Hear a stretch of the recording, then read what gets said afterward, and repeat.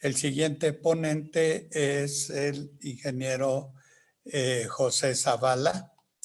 El ingeniero José Zavala nos hablará,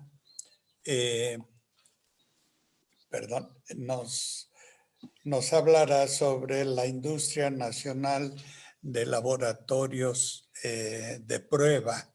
Él está íntimamente ligado con este tema. El ingeniero Zavala es ingeniero en comunicaciones y electrónica, egresado del ESIME, del Instituto Politécnico Nacional. Tiene un diplomado en estadística del Instituto Tecnológico Autónomo de México. También cursó nuestra maestría en telecomunicaciones en la ESIME. Actualmente es perito en telecomunicaciones y ha trabajado en diferentes organismos nacionales e internacionales como la Organización Internacional de Normalización, la Comisión Electrotécnica Internacional, la UIT, el Comité Consultivo de Telecomunicaciones y también en la Comisión Interamericana de Telecomunicaciones de la OEA. Fue profesor interino de electromagnetismo en nuestra carrera de Ingeniería en Comunicaciones y Electrónica de la ESIME y también en nuestra unidad hermana ESIME Culhuacán. Fue responsable y jefe del laboratorio de radiación y propagación del extinto Instituto Mexicano de Comunicaciones, que pertenecía a la Secretaría de Comunicaciones y Transportes desde su origen hasta el cierre de sus actividades. Ha sido miembro en varias mesas directivas del Sistema Nacional de Acreditación de Laboratorios de Prueba y miembro del Subcomité de Evaluación de Laboratorios de Prueba de la Entidad Mexicana de Acreditación. En el ámbito de normalización ha sido coordinador del grupo de trabajo para la adopción y revisión de la norma internacional ISO 17025 y también en la NOM 152. Actualmente es director y cofundador de la empresa Lattice Laboratorios, que fue apoyada y financiada por CONACYT. Fue el primer laboratorio privado acreditado y aprobado por la COFETEL y la entidad mexicana de acreditación. Fundó la empresa Antenas Profesionales y Advanced Wire and no sé qué sea, bueno, su laboratorio actual sobre caracterización de sistemas de comunicaciones, que también está acreditado en la EMA. Ha publicado algunos artículos técnicos y también es actualmente secretario técnico del Consejo Mexicano de la Normalización y Evaluación de la Conformidad. Entonces, pues le cedemos la palabra al ingeniero José Zavala, que nos va a hablar sobre, como decía yo, la industria nacional de laboratorios de prueba. Entonces, el micrófono es suyo, señor ingeniero Zavala. Gusto en saludarte. Muchas gracias, doctor. Espero que me escuchen bien. Escuchamos perfectamente. Gracias. Muchas gracias. Bueno, pues muchas gracias, doctor Jorge Sosa, por su amable presentación. Nada más quisiera aclarar para que no me vayan a reclamar más adelante. Ya no pertenezco a Lattice Laboratorios. Fui cofundador, pero ahora estoy de lleno en Advanced Wire and Wireless Laboratorios. En primer lugar, me gustaría... Es el que no puedo pronunciar. En primer lugar, pues es que yo no hablo inglés. Gracias. Adelante. Advanced Wire and Lines Laboratorio. Advanced Wire and Lines Laboratorio. Laboratories. Muchas gracias. Me gustaría en primer lugar agradecer enormemente a los organizadores de este evento la amable invitación para compartir algunas ideas y retos que existen en nuestro ámbito de redes de telecomunicaciones y en particular laboratorios de pruebas y organismos de evaluación de la conformidad. También quisiera manifestar mis mejores deseos para que todos conserven la salud, observemos los cuidados que se recomiendan. Estamos en una época difícil, pero estoy seguro que saldremos adelante yo creo que conservando las medidas que ya se han venido anunciando por las autoridades de salud, creo que es lo mejor que podemos hacer. Y mando un saludo, veo aquí a muchos colegas muy estimados, muy buenos amigos todos. Un saludo a todos. Así que me permitiré compartir mi pantalla para iniciar con esta presentación.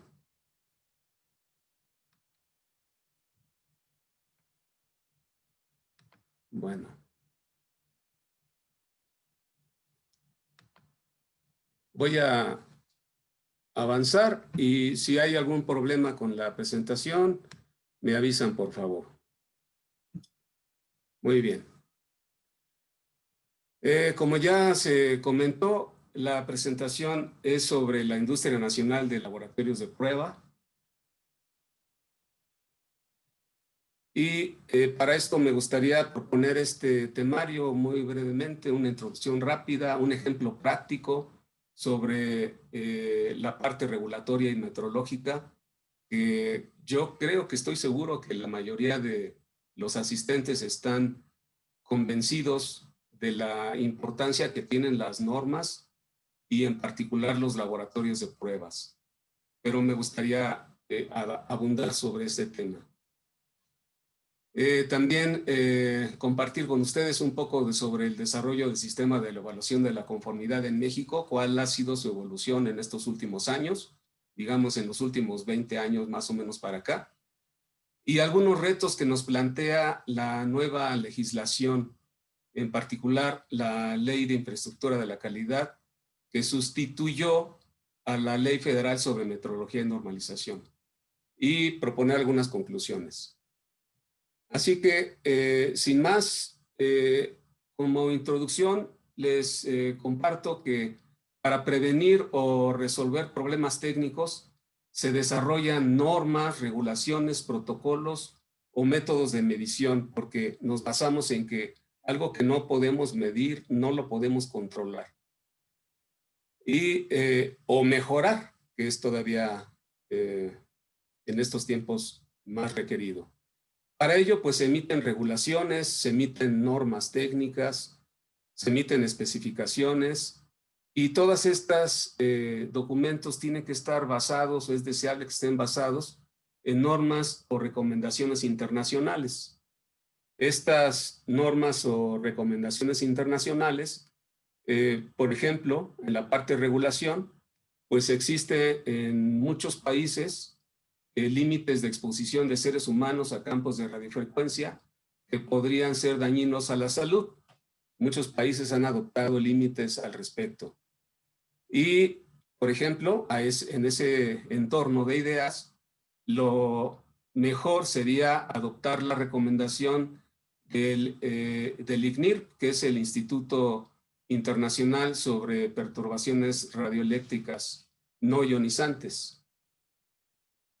Y estas mismas recomendaciones pues se han subido tanto a la Comisión Electrotécnica Internacional como a la propia Unión Internacional de Telecomunicaciones, organismos que dependen de la Organización de Naciones Unidas.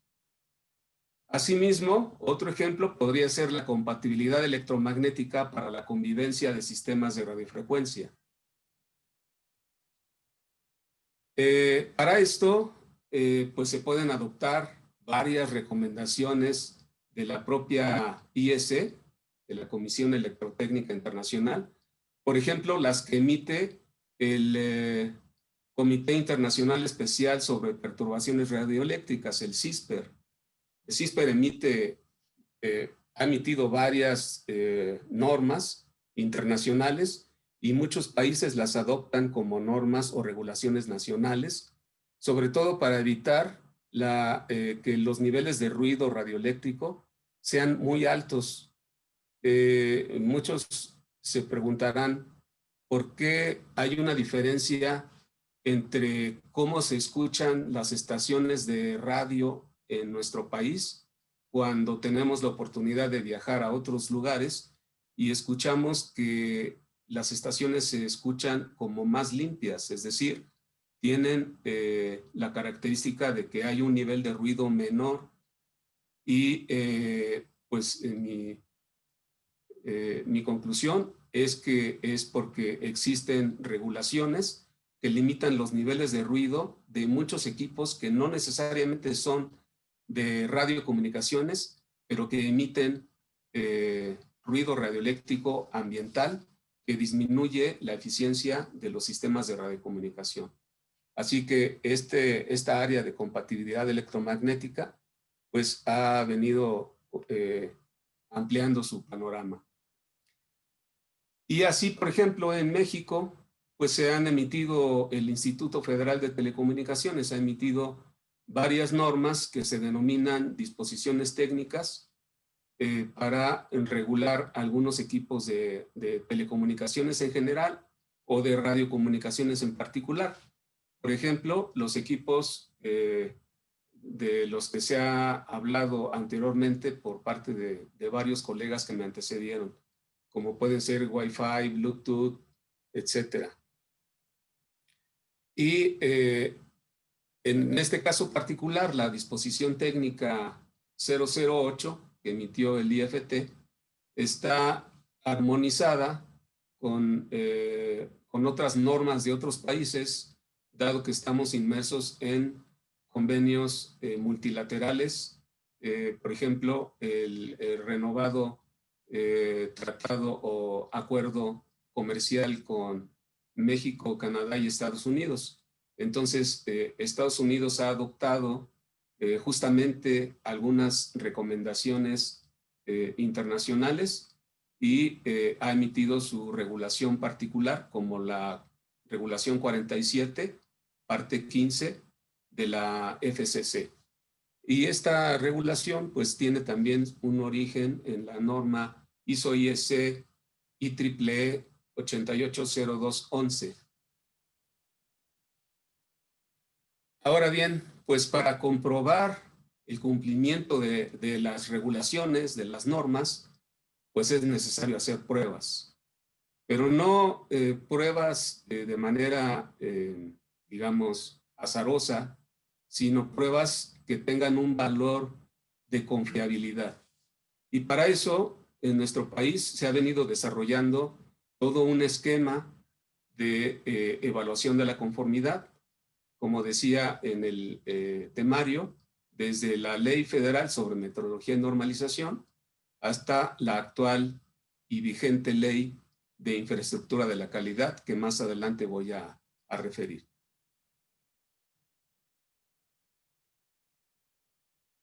Por ejemplo, en la parte de compatibilidad electromagnética, quisiera ejemplificar nada más la importancia que tiene la adopción de normas que limitan los niveles de ruido radioeléctrico en el ambiente. Me gustaría comentarles que existe emitida una norma CISPER, que son límites de emisiones de receptores de radio y televisión, que justo en mis contribuciones iniciales en el Instituto Mexicano de Comunicaciones, estuvimos promoviendo la adopción de muchas normas internacionales para convertirlas en regulaciones, pero encontramos un ambiente, vamos a llamarlo así, de poco entendimiento en esa época. Todavía sigue habiendo poco entendimiento, hay mucha oposición para que logremos entender los beneficios de las normas y los beneficios que tiene verificar el cumplimiento de las mismas. Pero es la fecha, por ejemplo, después de tantos años, más de 20, que se estuvo promoviendo la adopción de la norma de límites de emisiones radioeléctricas, y apenas este año se publicó de manera definitiva la disposición técnica 0012 del IFT, que va a ser vigente en febrero del próximo año 2021, dentro de unos 4 meses.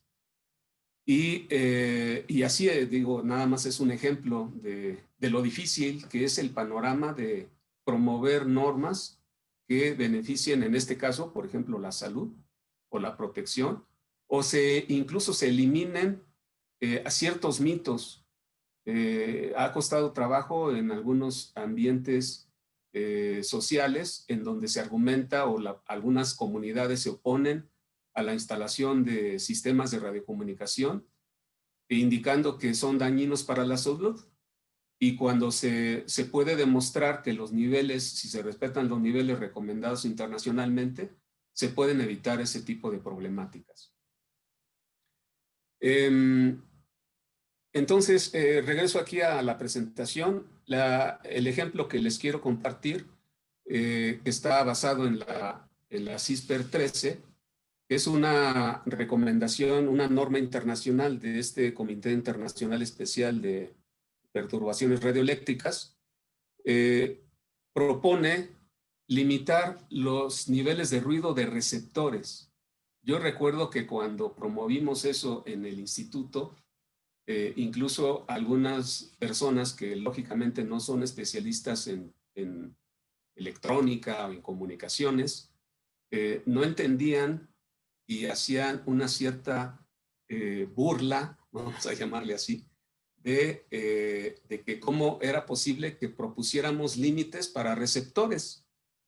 Y les decíamos, pues es que los receptores utilizan un generador de radiofrecuencia que con el principio de multiplexaje se puede demodular las señales que se desean recibir y entonces obtienes la señal base. Esa parte algunas personas no la entienden y piensan que los únicos que transmiten son los transmisores y los receptores, pues decían, su nombre lo dice, solo reciben. Pues sí, pero el funcionamiento de este multiplexaje requiere de un generador. Es más, las computadoras requieren de un reloj cada vez más veloz para hacer las operaciones lógicas y entonces hacer el procesamiento de datos. Ese es un ejemplo de un equipo que está basado en CISPER 22, las computadoras, y esos niveles se han adoptado en muchos países para, lo que ya comenté, disminuir los niveles de ruido radioeléctrico ambiental. Entonces, regreso aquí al ejemplo que les estaba poniendo de los receptores y les comparto hace varios años, ya perdí la cuenta, creo que más de 10, nos pidió un operador mexicano muy famoso, que no quiero manifestar el nombre para evitar cualquier situación, nos solicitó que le ayudáramos a resolver un problema que tuvieron en el norte del país. De hecho, lo tenían en muchos lugares del país. Y ahorita van a entender por qué tenían ese problema.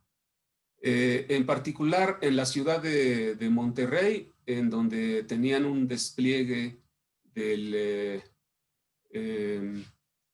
la banda de 800 MHz, en particular el canal 721 de telefonía móvil, estaba totalmente saturado de una interferencia que se presentaba en toda la ciudad y no se lograba encontrar el culpable de esa interferencia o las fuentes de emisión de esa interferencia. Para entender el problema, déjenme utilizar como ejemplo los límites que establece la disposición técnica 008 del IFT en cuanto a las emisiones no esenciales. Es decir, los equipos cubiertos por la 008 son equipos Wi-Fi, Bluetooth, por ejemplo, y otros usos más, NFC, etcétera. Bluetooth Low Energy, todas las enunciaciones que un colega anteriormente que me precedió puso un listado allí. Entonces, esos equipos deben cumplir con esta disposición técnica y dice la norma que los niveles para cumplir deben estar, por ejemplo, en la banda de 900, deben tener niveles menores de 75 nanowatts. Y si hacemos cuentas rápidamente, 75 nanowatts equivalen a menos 41.2 dBm. Este nivel de ruido radioeléctrico que estaría cumpliendo los equipos que bajo esta disposición técnica, a 3 metros, debo aclarar. Si lo comparamos con el nivel de sensibilidad de los receptores de las radiobases o nodos B de las redes que ya también nuestros colegas han compartido mucha información, estamos hablando que la sensibilidad es mucho mejor de menos 90 dBm o incluso de menos 110 dBm. Entonces, si hacen una comparación del nivel de ruido de menos 41.2 contra menos 110, se podrán dar cuenta que el nivel de un equipo que cumple es muy alto. El nivel de ruido que contribuye al medio ambiente es varias veces mayor que el nivel de sensibilidad de las radiobases o nodos B de las redes. Entonces... Perdón, ingeniero Zavala. Sí. Tendríamos un par de minutos, por favor. ¿Podrías acelerar? Creo que... Perdón, Sí. pero bueno, es que sí estamos rebasando el tiempo. Perdón. Sí, voy a hacer mi mejor esfuerzo. La verdad es que tenía más información que compartirles, pero nada más termino aquí el ejemplo de este problema que se presentó para que ustedes lo puedan visualizar. Había una empresa, ya esta la puedo creo que decir, espero no me vayan a demandar, creo que la empresa ya no existe, Más TV, y es un sistema de recepción de señales de televisión, se llamaba de televisión restringida, en la banda de creo que 2.5 GHz, pero resulta que su mezclador utilizaba justamente un oscilador en la banda de 900 MHz que estaba cubriendo toda la ciudad. Imagínense todos los receptores de televisión de esta empresa en toda la ciudad de Monterrey y muchas otras empresas, ciudades más, y tenía niveles de menos 70 dBm, de tal manera que es solamente un ejemplo de que no estemos adoptando normas internacionales que en otros países son cotidianas. Repito, en este caso fue CISPER 13. Muy bien, voy a acelerar la presentación, una disculpa. Es todo un reto para hacer una presentación de este tipo en 20 minutos, pero vamos a ver qué podemos hacer. Entonces, ok, me brinco esto y vamos directo a cómo está el panorama de la evaluación de la conformidad en México. De hecho, este término SISMENEC, que se daba a los sistemas de metrología, normalización y evaluación de la conformidad, ha cambiado con la nueva ley, en un momento lo comparto, a lo que sería la infraestructura de la calidad. Y bueno, aquí solamente estoy ejemplificando cuál ha sido la evolución más o menos de 20 años para acá. En 1997 había 5 organismos de certificación y había 238 laboratorios de prueba, pero estoy hablando para todos los ámbitos de medición en el país. 238 laboratorios para las cuestiones de salud, para las cuestiones ambientales, para las cuestiones metalúrgicas, de construcción, etcétera. Y hoy en día, mejor dicho, en el 2018, pudieron cuantificar 1,467 laboratorios, en donde están laborando 30,150 personas entre ingenieros y personas en las áreas administrativas y de soporte, y aproximadamente 15,000 empleos indirectos, lo que nos da un total aproximado solamente en laboratorios de prueba de aproximadamente 45,330 personas. Y así podríamos ir con los demás entidades, como son las unidades de verificación, laboratorios de calibración, que han venido creciendo, y yo digo que afortunadamente la Ley Federal sobre Metrología y Normalización pues sentó una base importante para el desarrollo metrológico y normativo, aunque con también muchas oportunidades de mejora.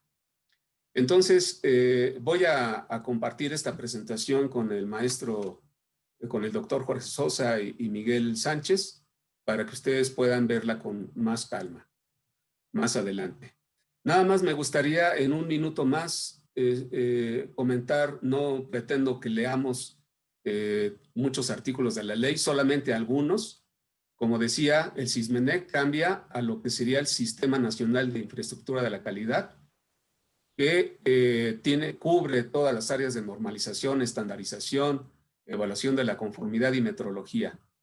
Y también les platico, el artículo 3 invita a las instituciones de enseñanza, asociaciones, colegios profesionales, cámaras y sus confederaciones para constituir programas y planes de estudio y capacitación con objeto de formar técnicos profesionales calificados y promover actividades a que se refiere la ley. Había ya una referencia en la anterior ley, pero aquí nuevamente se invita a las instituciones de enseñanza como nuestra alma mater, el Politécnico.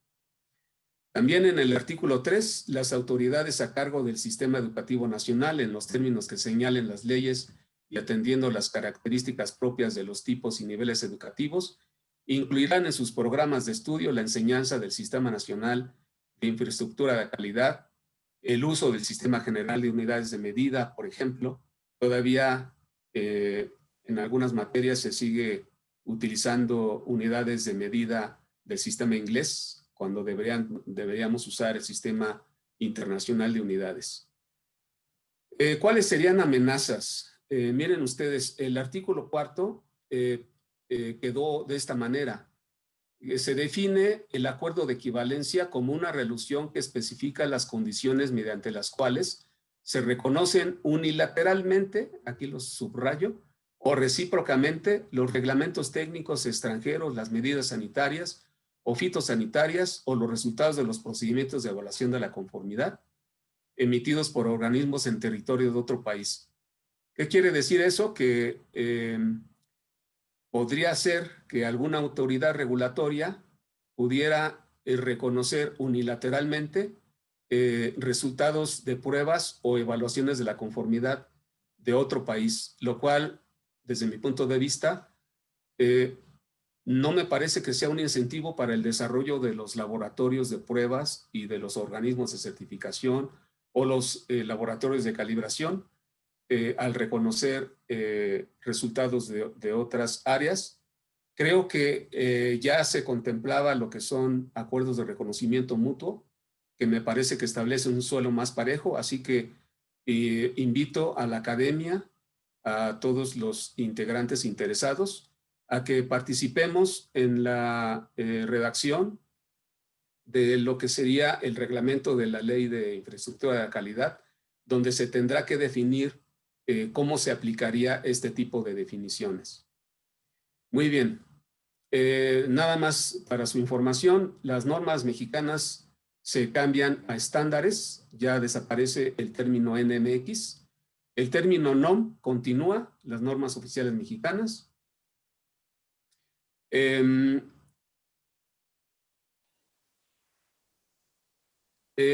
Aquí en la ley anterior se hablaba o se enunciaba, por ejemplo, al Instituto Federal de Telecomunicaciones.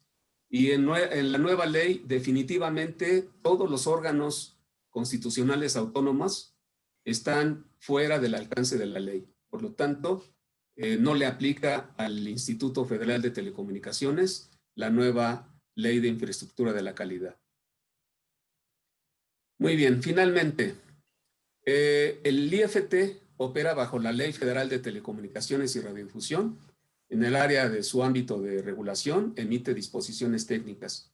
Y últimamente, la Secretaría de Economía adopta tales disposiciones técnicas como normas oficiales mexicanas bajo los términos de la propia Ley de Infraestructura de la Calidad, con el objeto de exigir su cumplimiento en frontera mediante lo que se llama coloquialmente acuerdos de NOMS. Acuerdos de NOMS, así se llama un documento oficial para que se evalúe o se revise el cumplimiento de diversas normas oficiales mexicanas. Por ejemplo, la disposición técnica 008 se adoptó como norma oficial mexicana 208 y esa es la que exige su cumplimiento en frontera. Conclusiones. Perdón, ingeniero, ¿podríamos cortar aquí? Perfecto. Sí, porque ya nos pasamos bastante. Les pediríamos a los asistentes que vieran el trabajo completo e hicieran sus preguntas por el chat. Pido disculpas, ingeniero Zavala, por esta interrupción. Listo. Bien, gracias.